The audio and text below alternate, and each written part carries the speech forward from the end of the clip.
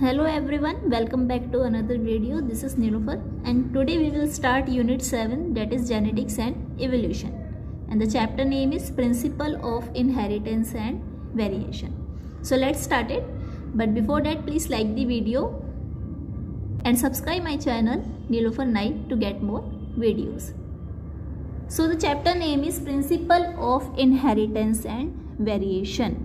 दो नई टर्म आपको देखने को मिल रही होगी चैप्टर के नाम में ही, इनहेरिटेंस एंड वेरिएशन। तो सबसे पहले तो इन दोनों टर्म का मीनिंग समझते होता क्या है, इनहेरिटेंस और वेरिएशन। ओके, इनहेरिटेंस क्या होता है, जैसे कि प्रॉपर्टी ट्रांसमिट होती है grandfather to father, father to son, ऐसे ओवर द जनरेशन ट्रांसफ़र होती रहती है। इसी तरह से जो है कैरेक्टर्स, ट्रेड्स, मतलब नैन नक्शा, शक्ल, सूरत, आदतें, वो भी ट्रांसमिट होती रहती हैं from one generation to next generation, और इसे क्या बोलते हैं, हेरिडिटी या फिर इनहेरिटेंस। ये देखिए कुछ फेमस पर्सनैलिटीज़ हैं, तो ये देखिए ये बच्चे अपने माँ बाप से कितना ज़्यादा रिजेंबल कर रहे हैं, कितना ज़्यादा मिल रहे हैं। ठीक है, इसका मतलब क्या है, ट्रेड्स जो पास हुए हैं पेरेंट्स के ऑफस्प्रिंग में हुए हैं। ठीक है, तो रिजेंबलेंस को ही ऑफस्प्रिंग की, ऑफस्प्रिंग मतलब बच्चे, to their parents is known as inheritance और हेरिडिटी। ठीक है, अब आपको उसका मीनिंग समझ में आ गया। इनहेरिटेंस क्या होता है, ट्रेड्स का ट्रांसमिट होना from one generation to next generation. Okay, लेकिन ऐसा हर बार ज़रूरी नहीं है जो बच्चे हैं वो हूबहू अपने पेरेंट्स से मिले हैं एग्जैक्ट, ऐसा हर बार नहीं होता। वो डिफ़र करते हैं, अपनी खुद की आइडेंटिटी बनाते हैं, यूनिकनेस आती है उनके अंदर। ठीक है, तो उनका डिफ़र करना अपने पेरेंट्स से क्या कहलाता है, वेरिएशन कहलाता है। ह्यूमन स्पीशीज़ को ही देख लीजिए कितने ज़्यादा डिफ़र होते हैं, इवन सगे बहन भाई भी एक दूसरे से डिफ़र होते हैं, उनकी सेम शक्ल सूरत नहीं मिलती। तो ये क्यों होता है, ये सेक्सुअल रिप्रोडक्शन की वजह से होता है, क्योंकि सेक्सुअल रिप्रोडक्शन में मियोसिस होता है, और मियोसिस में हमें पता है ये क्रॉसिंग ओवर होती है, जिसमें जीन्स क्या होते हैं, एक्सचेंज होते हैं, न्यू मिक्सअप ब्लेंड बनता है, मतलब एक न्यू वेराइटी बनकर आती है। ये देखिए 3 जनरेशन है, तीनों आपस में कितने डिफरेंट हैं। तो वेरिएशन मतलब tendency of offspring to vary और different from their parents is known as variation. Okay, तो इनहेरिटेंस मतलब resemblance and variation is difference. ठीक है, ये दोनों आप टर्म समझ में आ गई होगी। तो इन scientific study of heredity and variation is known as genetics. Genetics क्या होता है, साइंटिफिकली स्टडी करना कि ट्रेड्स कैसे ट्रांसमिट होते हैं या फिर वेरिएशन कैसे आ रही है, उसे हम क्या बोलते हैं, जेनेटिक्स। जेनेटिक्स टर्म जो है ब्रिटिश साइंटिस्ट विलियम बेटसन ने दी थी। ठीक है, यहाँ से एक इम्पॉर्टेंट क्वेश्चन ये बनकर भी आता है कि फादर ऑफ जेनेटिक्स किसे बोलते हैं, तो आपको किस पे टिक लगाना है या फिर ऑप्शन कौन सा सिलेक्ट करना है, ग्रेगर जॉन मेंडल। ठीक है, जेनेटिक्स सब्जेक्ट तो समझ लीजिए किसकी वजह से बना है, मेंडल की वजह से बना है। अगर जेनेटिक्स में आपका इंटरेस्ट है तो मेंडल का नाम आपको बार बार सुनने को मिलेगा, तो मेंडल के बारे में जान लीजिए अच्छे से। ठीक है, कैसे मतलब ये ट्रेड्स वगैरह पास होते हैं, उन्होंने काफ़ी ज़्यादा अच्छी रिसर्च करी। ओके, जेनेटिक्स जो है 3 फील्ड में डिवाइडेड है, classical genetics, molecular genetics and evolutionary genetics.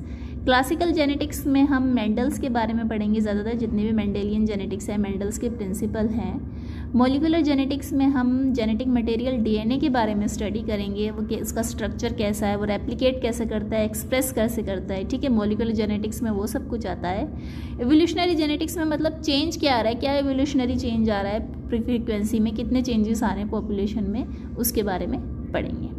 देखिए मेंडल का नाम बार बार आ रहा है, तो मेंडल के बारे में सबसे पहले जान ही लेते हैं कि मेंडल कौन था। ठीक है, मेंडल का जन्म 1822 में हुआ।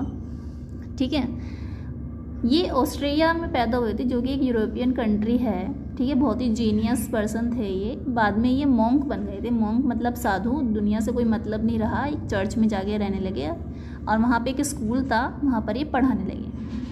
स्कूल चर्च के पास एक गार्डन भी था, उस गार्डन में पी प्लांट उग रहा था, पाइसम सेटाइवम बोलते हैं जिसे, बोटेनिकल नेम, जैसे गार्डन पी, ग्रीन पी और एडिबल पी भी बोलते हैं। तो उन्होंने मटर के प्लांट को देखा, तो उसमें कुछ इस तरह की वेरिएशन देखने को मिल रही थी कि सीड की शेप्स वो 2 तरह की हैं, कुछ स्फेरिकल्स हैं, कुछ रिंकल्ड है मतलब डेंटेड। सीड का कलर है वो मटर की प्लांट का, कुछ का येलो है, कुछ का ग्रीन है। इसी तरह फ्लावर का कलर, कुछ के पर्पल थे, कुछ वाइट थे। ठीक है, शेप भी देखी तो इन्फ्लेटेड थी, मतलब स्ट्रेट सी थी, और कंस्ट्रक्टेड मतलब थोड़ी सर्कुलर शेप में थी, ठीक है। इसी तरह से पोर्ट्स के कलर जो था वो ग्रीन था, कुछ मटर के येलो था। पोजीशन को भी देखा उन्होंने, एक्सियल मतलब साइड में, टर्मिनल मतलब टिप पे। हाइट भी मटर के प्लांट या तो सारे टोल थे या फिर शॉर्ट्स थे। इस तरीके से उनके मतलब देखा ये वेरिएशन क्यों, बहुत सारे सवाल आ रहे थे मेंडल के मन में, ये सब ऐसा क्यों हो रहा है। क्योंकि मेंडल के टाइम से पहले ये समझा जाता था जो ट्रेड्स हैं वो एक्चुअली मिक्सअप होता है ऑस्प्रिन का, मदर का भी और फादर का भी, ठीक है, मिक्सर आता है। जैसे कि आप रेड कलर को ग्रीन के साथ मिक्स करोगे तो ब्राउन कलर बनेगा, तो इसी तरह से सोचा जाता था कि ट्रेड्स जो हैं दोनों मदर और फादर के मिक्सअप होके आते हैं। बट मटर के प्लांट में ऐसा नहीं था। अगर टॉल मटर के प्लांट को शॉर्ट मटर के प्लांट के साथ क्रॉस किया जा रहा था तो कोई इंटरमीडिएट हाइट का मटर का प्लांट था ही नहीं, या तो सारे टॉल थे या शॉर्ट्स थे, ठीक है। तो मेंडल ने ये जो पैटर्न है इनहेरिट कैसे हो रहा है उसके ऊपर स्टडी करा, ठीक है, एक्सपेरिमेंट कर डाला अपने गार्डन पे, जिसे करने में उन्हें 7 साल लगे। ये बहुत इंपॉर्टेंट क्वेश्चन है। 7 ईयर्स लगे, जो 1856 से 63 तक उन्होंने रिसर्च करी और पता लगाया ये ट्रेड्स पास कैसे हो रहे हैं, ठीक है। डिस्कवर करा मेंडल ने ये प्रिंसिपल। तो 3 लॉज निकल कर आए थे जिसके बारे में हम बाद में पढ़ेंगे, ठीक है। लेकिन एक बहुत अच्छी बात रही जो मेंडल ने मटर का प्लांट चूज़ करा, लकीली वो बहुत सही करा। क्यों? क्योंकि मटर का प्लांट जो है वो एक एनुअल प्लांट है, मतलब फ्लावरिंग होती है, शॉर्ट लाइफ साइकिल है उसका, फिर वो फ्लावरिंग होती है, फिर वो मर जाता है, ठीक है। 1 vegetative season and 1 reproductive season. जो मटर का प्लांट है उसमें बाइसेक्सुअल फ्लावर्स आते थे, मतलब मेल और फीमेल रिप्रोडक्टिव ऑर्गन, तो उनकी सेल्फ पॉलिनेशन बनाना काफ़ी आसान था पी प्लांट का, ठीक है। और जो मटर का प्लांट था वो इजीली कल्टीवेट भी हो जाता था, ज़्यादा उसे केयर की ज़रूरत भी नहीं पड़ती थी, और लाइफ साइकिल भी क्या था, शॉर्ट था। अब मान लो कोई साइंटिस्ट अगर एलिफेंट पे रिसर्च कर रहा है तो उसे एक तो रखने के लिए सबसे बड़ा स्पेस चाहिए, ठीक है। फिर जो लाइफ साइकिल है उसके लिए एलिफेंट की, पता चले ह्यूमन ही मर गया, साइंटिस्ट ही मर गया और रिसर्च ही नहीं कर पाया, जनरेशन ही देख पाया, ठीक है। तो जो रिसर्च के लिए जो ऑर्गेनिज्म हैं जो सिलेक्ट करना पड़ता है वो भी बड़ी ध्यान से करना पड़ता है। तो लकीली जो पी प्लांट था उसका लाइफ साइकिल काफ़ी शॉर्ट था। और डिस्क्रीट वेल डिफाइंड कैरेक्टर्स थे, मतलब देखिए जो भी मटर के उसके कैरेक्टर्स, एक ट्रेड्स के 2 कैरेक्टर्स देखने को मिल रहे थे। सीड शेप की 2 वैरायटी, सीड कलर की उसकी भी 2 वैरायटी। तो इससे क्या जो आ रहा था मेंडल के पास डाटा वो एकदम क्लियर कट आ रहा था। ये बात बहुत अच्छी थी मेंडल के पी प्लांट चूज़ करने के लिए। और जो पी प्लांट था उसमें हाइब्रिडाइज करना बहुत आसान था। हाइब्रिडाइजेशन मतलब क्रॉस करना 2 डिफरेंट जेनेटिकल आइडेंटिटी में, ठीक है, न्यू जीनोटाइप बनाना। तो ईजिली हाइब्रिडाइज प्रोसेस जो था वो पाइसम सटाई में हो जाता था, ओके। तो लकीली मतलब मेंडल ने चूज़ करा पाइसम सटाई में, बहुत सही रिसर्च हो पाई उसकी मेंडल की पी प्लांट की वजह से, ओके। मेंडल ने सेल्फ पोलिनेशन में तो बाइसेक्सुअल फ्लावर का यूज़ कर लिया था, लेकिन वो क्रॉस पोलिनेट कैसे करता था उसके लिए उसने 2 टेक्निक का यूज़ करा था, इमैस्कुलेशन एंड बैगिंग। इमैस्कुलेशन में क्या होता है, वो फ्लावर्स की जो एंथर थे ना प्री मैच्योर होने से पहले ही, मतलब एंथर डिहाइज होने से पहले ही सीजर से कट कर देता था या फिर किल कर देता था, ताकि वो उसको पोलिनेट ना कर पाए, ठीक है, सेल्फ पोलिनेशन ना हो, इसके पोलन ग्रेन्स इसके खुद की स्टिग्मा पे ना गिरे, तो वो पहले ही उसको कट कर देता था। तो रिमूवल ऑफ स्टेमन्स और एंथर और killing the pollen of a flower without the female reproductive organ is known as emasculation. बस यहाँ पे मेल एंथर्स को काट देता था, फीमेल को छोड़ देता था, इसे क्या बोलते हैं हम, इमैस्कुलेशन। फिर उसके बाद जो फीमेल जो स्टिग्मा बसती थी, स्टेमन बसती थी, उसको वो कवर कर देता था, किससे, प्लास्टिक बैग से, पेपर से, ताकि सेम प्लांट के एंथर फिर दोबारा से उसके ऊपर सेटल ना हो जाए, ठीक है। बटर पेपर से या फिर प्लास्टिक बैग से कवर कर देता, अवॉइड करता था इन फ्लावर्स को कि खुद सेल्फ पोलिनेशन ना हो जाए। फिर अपने क्रॉस पोलिनेशन के लिए जिसके पोलन ग्रेन्स लाता था, बैग खोलता था और इनकी स्टिग्मा को डस्ट कर देता। तो ये 2 टेक्निक यूज़ करी थी मेंडल ने क्रॉस पोलिनेशन के लिए, emasculation and bagging, okay. Emasculation मतलब प्री मैच्योर एंथर का कट करना, और बैगिंग में जो स्टिग्मा बची है उसको कवर कर देना, ठीक है, स्टेमन को, ताकि वो सेल्फ पोलिनेट ना हो पाए, ओके। ट्रू ब्रीडिंग लाइंस भी बनाई थी मेंडल ने अपने एक्सपेरिमेंट के लिए। ट्रू ब्रीडिंग लाइंस में क्या करा था उसने, जो खुद का सेम फ्लावर था उसके एंथर्स के पोलन ग्रेन्स स्टिग्मा के ऊपर डस्ट कर दिए, ठीक है। उससे क्या होता था, मतलब मेंडल एक ऐसी वैरायटी बनाना चाह रहा था कि वाइट फ्लावर सारे वाइट को ही प्रोड्यूस हो ओवर द जनरेशन, मतलब 6-7 जनरेशन उसने ऐसा ही करा, सेल्फ पोलिनेशन बना के वाइट वाले प्लांट्स अलग कर लिए, पर्पल फ्लावर वाले अलग कर लिए, टॉल वाले सारे अलग कर लिए, शॉर्ट्स वाले अलग कर लिए, ताकि उनमें कोई कंटेमिनेशन ना हो जीन्स का।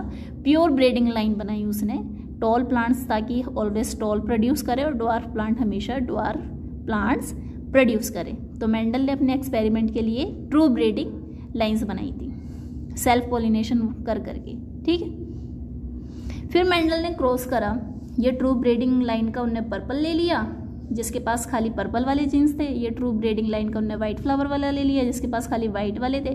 अब इनकी क्रॉसिंग कराई, मेटिंग कराई, तो क्या हुआ, जो सारे इनके जो बेबी प्लांट्स थे वो सारे पर्पल फ्लावर वाले आए, मतलब वाइट वाला तो बिल्कुल गायब ही हो गया। तो मेंडल मतलब एकदम शॉक्ड, ऐसे कैसे, मतलब वाइट वाले ट्रेड्स पास नहीं हो रहे, क्या हो रहा है, क्या चीज़ डोमिनेट कर रही है जो सारे पर्पल हो रहे हैं। फिर उसने इस जनरेशन के 2 प्लांट्स लिए, उन्हें क्रॉस कर दिया, तो देखा वाइट वाले फ्लावर फिर दोबारा से रीअपीयर हो गए। तो मेंडल ने क्या कंक्लूड करा कि जीन्स वाइट वाले के थे तो सही इसके पास, जीन्स तो उस टाइम पे टर्म नहीं आई थी, उन्होंने फैक्टर्स बोला था कि कुछ फैक्टर्स तो हैं इसके पास वाइट वाले के, बट वो एक्सप्रेस नहीं कर पा रहे, मतलब कोई चीज़ हावी हो रही है, कुछ डोमिनेंट हो रहा है। क्या हो रहा है, पर्पल कलर डोमिनेंट हो रहा है जो वाइट को एक्सप्रेस नहीं करने दे रहा। अभी जो वाइट वाले इनके पास अब खाली वाइट वाले हैं, इसलिए ये एक्सप्रेस हो पा रहे हैं, ठीक है। तो मेंडल को ये इंटरेस्टिंग लगा और उसने रिसर्च करी। तो डोमिनेंट ट्रेट क्या होता है, डोमिनेंट हमेशा एक्सप्रेस होता है इंडिविजुअल में, रेसेसिव नहीं होता। डोमिनेंट ट्रेट जो है अगर उसकी एक कॉपी भी रही, मान लीजिए डोमिनेंट का कैपिटल टी और कैपिटल टी आया तो भी टॉल होगा प्लांट, अगर कैपिटल टी स्मॉल टी आया तो डोमिनेंट का टी है तब भी टॉल ही होगा प्लांट, ठीक है। रेसेसिव में क्या होता है, रेसेसिव में अगर एक